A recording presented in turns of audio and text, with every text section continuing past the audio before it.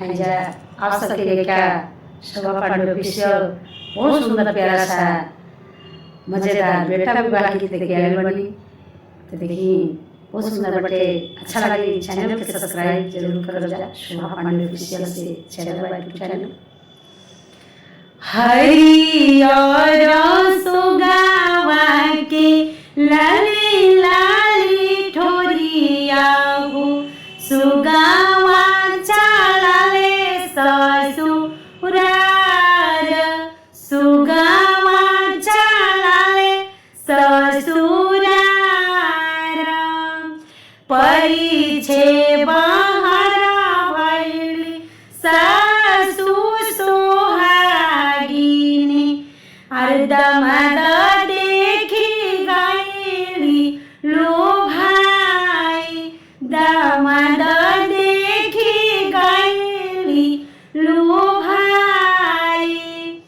अतना सुंदर बाबू तोहरो सूरतिया, कोने विधि रहल कुंवार, कौन विधि रहल कुंवार।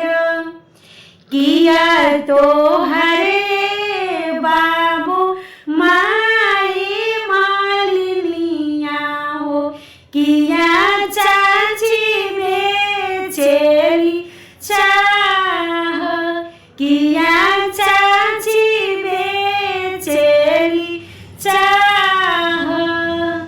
किया तोहर फुआ बाबू डोमा संगे गईली, कोना विधि रहल कुंवार, कोना विधि रहल कुंवार, कोना विधि रहल कुंवार।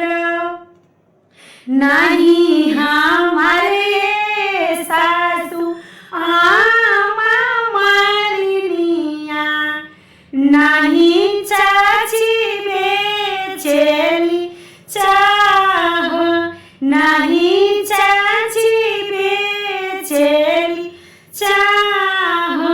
नहीं हमर फुआ सासु डोमा संगे गईली हो, एके कारण रानी कुंवार, एके कारण रानी कुंवार, एके कारण रानी कुंवार।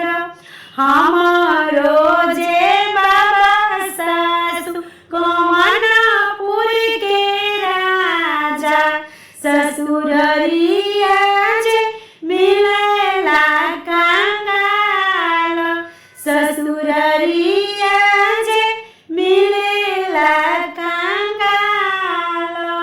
हमारो पापा सासु कमनपुर के राजा, अरे मिले ससुररिया कंगाल, मिले ससुररिया कंगाल। काली कालूटी मिलस हमरो दुल्हनिया, एही विधि रानी कुंवार, एही विधि रानी कुंवार।